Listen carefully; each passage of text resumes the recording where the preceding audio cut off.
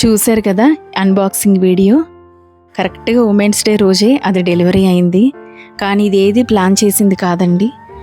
మా వారు నాకు ఎప్పటి నుంచో మైక్ కొనిస్తానని చెప్తున్నారు. నేను యాక్చువల్లీ ఒక నార్మల్ మైక్ మాత్రమే వాడుతున్నాను. అది ఒక 700 to 800 రూపీస్ ఉంది ఒకప్పుడు. సో ఒక 1 year నుంచి నువ్వు ఈ వీడియోస్ చేస్తున్నావు కదా, మంచి మైక్ అయితే ఇంకా వాయిస్ క్లారిటీ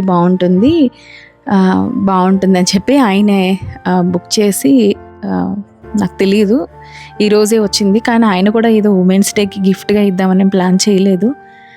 చాలా వరకు మన జీవితంలో ప్లాన్ చేయకుండానే మంచి మంచి విషయాలు జరుగుతూ ఉంటాయి.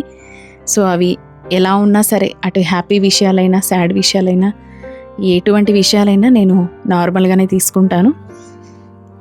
సో ఎనీవే ఎలా అయితేనేమి వచ్చింది కాబట్టి thanks to my husband. Okay, ఇంత మంచి ముఖ్యమైన రోజున ఒక మంచి యథార్థ సంఘటనను మీకు చెప్పాలనుకుంటున్నాను. ముందుగా ఈ వీడియో చూస్తున్న ప్రతి ఒక్కరికి, ఉమెన్స్కి ప్రత్యేకంగా మహిళా దినోత్సవ శుభాకాంక్షలు. అద్భుతమైన పుస్తకం నుంచి ఒక జీవితంలో యథార్థంగా జరిగిన ఒక సంఘటన నేను మీ ముందుకు తీసుకొస్తున్నాను. 101 కథలు. ఈ అద్భుతమైన పుస్తకాన్ని రాసిన రచయిత బొమ్మన సత్యనారాయణ రెడ్డి. పుస్తకాన్ని మా హస్బెండ్ ప్రింట్ చేశారు. అలాగే ఈ కవర్ పేజ్ కూడా ఆయనే డిజైన్ చేశారు. వరుణ్ గ్రాఫిక్స్ అని ఆయన స్టూడియో పేరు. ఈ పుస్తకాన్ని ఎన్నో ప్రింట్స్ తీశారు. నాకు ఒక కాపీ ఇచ్చారు. నువ్వు చదువుకోవడం ఇష్టం కదా, చదువుకో అని.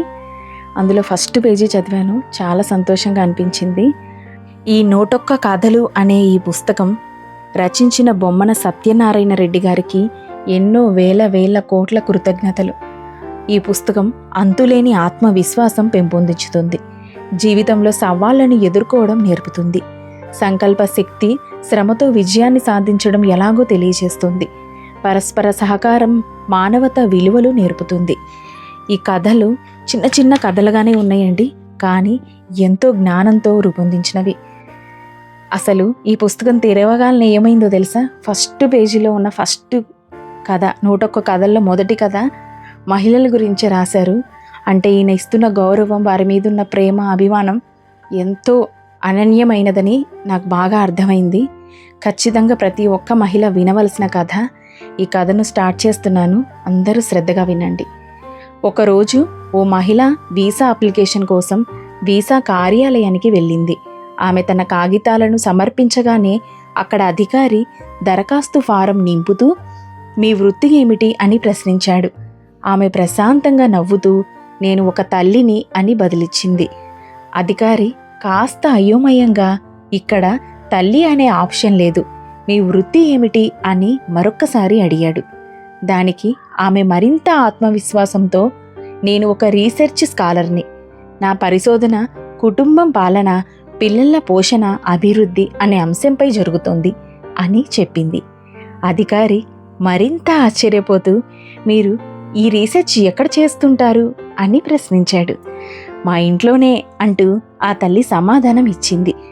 ఆ అధికారి ఇంకా ఆశ్చర్యపడి, ఈ పరిశోధన ఏమిటి, కాస్త వివరించి చెప్పగలరా అని అడిగాడు. ఆమె సంతోషంతో, మృదువైన స్వరంతో నవ్వుతూ, నా పరిశోధన ఏకధాటిగా అనేక సంవత్సరాలుగా కొనసాగుతుంది. రోజుకు 14 గంటల పాటు అందులో నిమగ్నమై ఉంటాను.